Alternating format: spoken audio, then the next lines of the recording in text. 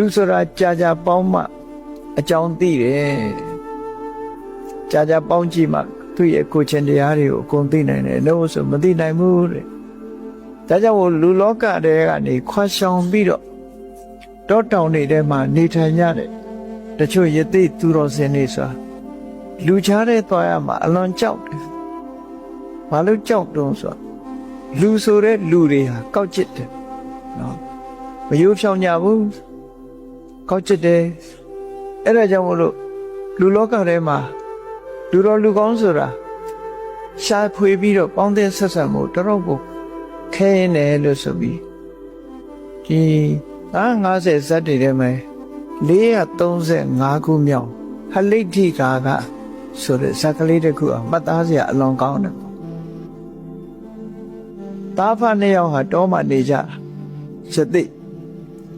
အဖေလုံးတဲ့သူကယသိဝတော့သားကလေးကလည်းယသိလေးလိုက်ဝပြီးတောမှာနေကြတနေ့ကြတဲ့အခါအဖေလုံးတဲ့ယသိကတောထဲမှာတတိဝလံရှာကြံသွားတော့သားလုံးတဲ့ယသိရှိပါအမျိုးသမီးတယောက်ကလာပြီးတော့တောထဲမှာရောက်လာတဲ့အမျိုးသမီးတယောက်ထင်းခွေပဲဟင်းရခူပေါ့လာပြီးတော့ယသိလေးကိုလူအကြောင်းတွေကိုပြောသွားတယ်ခါယသိလေးကစိတ်ဝင်စားတယ်လူပြေလူတွေဟာပြောစရာကောင်းတယ်ဆိုစိတ်ပါသွားတယ်သူကတောထဲမှာနေတာကြတော့လူအကြောင်းသိပ်သိအဲ့ဒါလို့ပြောတော့စိတ်ဝင်စားဖေလို့တဲ့ယသိကြီးကတော့ဒါတွေနောချေပြီးသားဖြစ်လေလူအကြောင်းကောင်းကောင်းသိအဲ့တော့သူကပြင်းပြီးတော့လူအတိုင်းဝိုင်းတွေကိုသွားခြင်းနေခြင်းသူ့ဖေလာတဲ့အခါကျတော့အဲ့အကြောင်းပြောတာသူဟာတောထဲမှာမပြောဘူးလူတွေရဲ့အတိုင်းဝိုင်းထဲမှာသွားနေမယ်ဆိုသူ့ဖေကိုသူဗာပြောတော့အရိညာခာမမာကမကိဉ္တိလံကိဉ္ဝတ္တအဟံပုရိတံတာတသေဝေယံတမေအခါဟိပုစီတောသူတောထဲမှာမပြောဘူးတဲ့လူတွေရဲ့အတိုင်းဝိုင်းနဲ့သွားခြင်းတယ်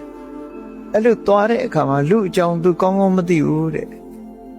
ဘယ်လိုအကျင့်တိလရှိပြီးဘယ်လိုဇယိုက်ရှိတဲ့ဇယိုက်ကောင်းတဲ့ပုဂ္ဂိုလ်မျိုးဘယ်လိုအနေထိုင်ရှိတဲ့ပုဂ္ဂိုလ်မျိုးသူပေါင်းရမှာလဲတဲ့ဘယ်သူတွေနဲ့ပေါင်းတဲ့ဆက်ဆံရမလဲအဲ့ဒါကိုပြောပါဆုံးမပြောကြပါလို့သူ့ဖေပြောတဲ့အခါကျတော့အဖေလုံးတဲ့ယသိကြီးကသူ့ကိုပြောပြတယ်ဘယ်လိုပုဂ္ဂိုလ်မျိုးကိုမင်းပေါင်းတဲ့ဆက်ဆံရမယ်ဆိုတာကိုလောကလူတွေထဲမှာလူမျိုးရွရှိတယ်အဲ့ဒီမဲ့ယောတိဝိတ္တတယေတာတဝိတ္တသင်္စခမေယစေတုတ်တုတိစတိတိခိစတံပဇေဟိဣတောကတောမင်းရွာထဲရောက်သွားမယ်လူတွေအတိုင်းဝိုင်းထဲရောက်သွားမယ်ဆိုရင်မင်းကိုခင်တဲ့လူရှိလိမ့်မယ်တဲ့မင်းနဲ့ချစ်ကြောင်းဝင်တဲ့ပုဂ္ဂိုလ်ရှိလိမ့်မယ်မင်းကိုခင်မင်တဲ့ပုဂ္ဂိုလ်ရှိလိမ့်မယ်ခင်မင်မှုကိုပြတဲ့ပုဂ္ဂိုလ်မေတ္တာပြတဲ့ပုဂ္ဂိုလ်တွေ့လိမ့်မယ်မေတ္တာလည်းပြတယ်မင်းပေါ်မှာလည်းသီးခံခြင်းခွင့်လွှတ်ခြင်းတွေနဲ့လည်းပြည့်စုံတယ်မင်းပြောတဲ့စကားကိုလည်းပဲနားဆိုင်ပြီးတော့ထောင်းတယ်မင်းကိုလူလားလားဆက်ဆံမင်းရဲ့မှားယွင်းချွတ်ကြော်မှုတွေမင်းရဲ့အပြုအမူတွေကိုလည်းသူကတဲကြီးခံတတ်လိမ့်မယ်အလွန်သက်တင်းကြီးခံလိမ့်မယ်မင်းပေါ်မှာခင်မင်နာဟာသဘောရိုးနဲ့ခင်မင်ပြီးတော့တကယ်ကိုအနန္တခံတဲ့ပုဂ္ဂိုလ်အဲ့ဒီပုဂ္ဂိုလ်မျိုးကိုရွေးပြီးတော့မင်းပေါင်းတဲ့ဆက်ဆံဒါဒီတစ်ခုသူကမှားတယ်မင်းပေါ်မှာပွန့်ပွန့်လင်းလင်းနဲ့ဆက်ဆံနေမင်းပြောတဲ့စကားစိတ်ထဲနှလုံးထဲကနေဟန်ဆောင်ပန်းဆောင်မဟုတ်ပဲနဲ့တကယ်ကိုစိတ်ထဲကနှလုံးထဲကနေပြီးတော့စိတ်ပါလက်ပါနားထောင်တယ်ဒီခံခွင့်လွှတ်မှုတွေရှိတယ်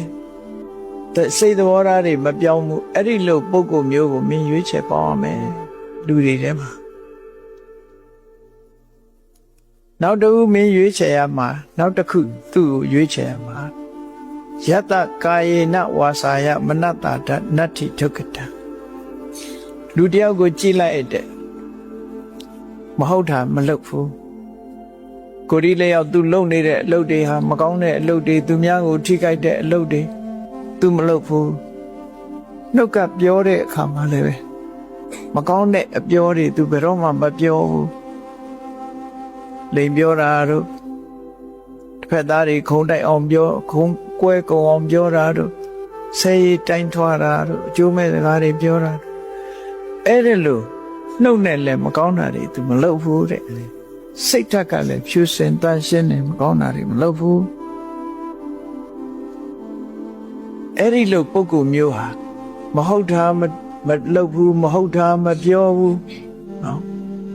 မဟုတ်တာကိုစိတ်ထဲကတောင်စိတ်မကူးဘူးဆိုတဲ့ပုဂ္ဂိုလ်တွေဟာမိခင်ရဲ့ရင်ထဲမှာနေရတယ်လို့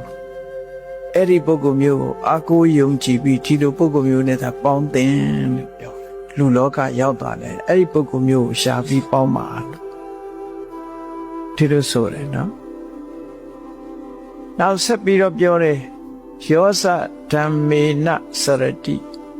စရန္တောပိနမညတိဒီလောကမှာလူတယောက်တွေ့လိမ့်မယ်အဲ့ဒီလူဟာသူစရိုက်တရားတွေကိုအမြဲတမ်းကျင့်သုံးတယ်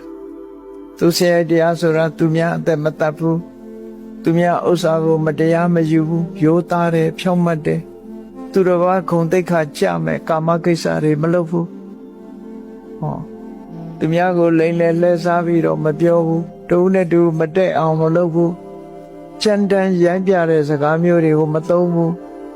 အကျိုးမရှိတဲ့စကားတွေတရားလက်လို့စကားတွေကိုမပြောဘူး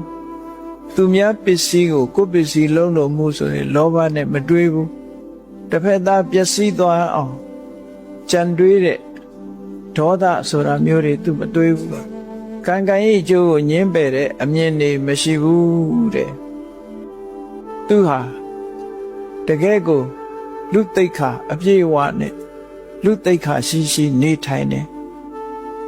အဲ့ဒါလိုနေထိုင်တော့လည်းပဲသူကိုယ်သူကိုငါဟာလူသိက္ခာရှိတဲ့ပုဂ္ဂိုလ်ဉာဏ်တဲ့ပုဂ္ဂိုလ်တွေနဲ့မတူဘူးလို့ကိုယ့်ကိုဘဝင်မမြင့်ဘူးတဲ့လူသိက္ခာနဲ့လည်းနေတယ်ငါ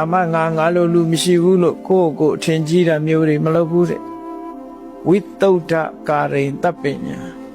သူလုံးသမျှအလုပ်တွေဟာတကယ်ကိုစင်ကြယ်တန်ရှင်းတယ်ဘယ်ရာလုပ်လို့ပညာဖြင့်ဆင်ញင်စဉ်းစားပြီးမှလုပ်လို့ရှိတယ်တံပဇေဟိဣတောကတောမင်းတော်ရဲကနေပြီးတော့လူအတိုင်းဝိုင်းနဲ့ရောက်သွားရင်အဲ့ဒီပုဂ္ဂိုလ်မျိုးကိုပဲရှာပြီးတော့ပေါင်းသင်းဆက်ဆံပါလို့ဒီလိုဆိုတော့အဲ့တော့ပေါင်းသင်းဆက်ဆံရေးဟာအလွန်ရေးကြည့်လို့ဒီလို50ဇတ်တွေကနေပြီးတော့ဆုံးမတာမြတ်စွာဘုရားရဲ့အဆုံးအမတွေပဲဖြစ်တယ်ပေါ့နောက်ဆုံးမတာတခုကတော့ဘာလဲဟလိဋ္ဌိရာဂံကပိစိတ်တံပုရိတံရာဂဝိရာကိတံဟလိဋ္ဌိရာဂဆိုတာဟလိဋ္ဌိဆိုတာနနွင်းရာဂဆိုတာဆိုးတာနနွင်းဆိုးတဲ့ဝါကျွတ်လွယ်သူကလည်းပေါင်းသင်းဆက်ဆံမိဆိုလို့ရှိရင်အခုခင်တော့ကြမတည့်ဘူးနော်ဟိုစိတ်ဓာတ်ကမမြဲဘူးလို့ဆိုလို့လောကလူတွေရှိတယ်တွေ့နေတဲ့အခါတငယ်ချင်းတကယ်ကိုယဉ်နေကြီးတော့ကြမမြင်ကြအောင်ဆောင်သွားတာဒါမျိုးတွေလည်းလောကမှာရှိတာနော်မသိတဲ့လူလူမမြင်ကြအောင်ဆောင်ခြင်းဆောင်တယ်သူစိတ်ကအပြောင်းအလဲတွေများဟလိဋ္ဌိရာဂတဲ့မမြဲဘူးတဲ့ကောင်းတဲ့အလုပ်ကလည်းပြက်လွယ်တယ်သူမေတ္တာမြန်ပြက်ပြဲတယ်မစွဲဘူးတို့လို့ဆိုကပိစိတ်တံမြောက်လို့ပဲသူ့စိတ်ကမငြိမ်ဘူးမြောက်များဟာဒီတကိုင်းဆွဲကိုင်းလိုက်ဟိုတကိုင်းဆွဲကိုင်းလိုက်နဲ့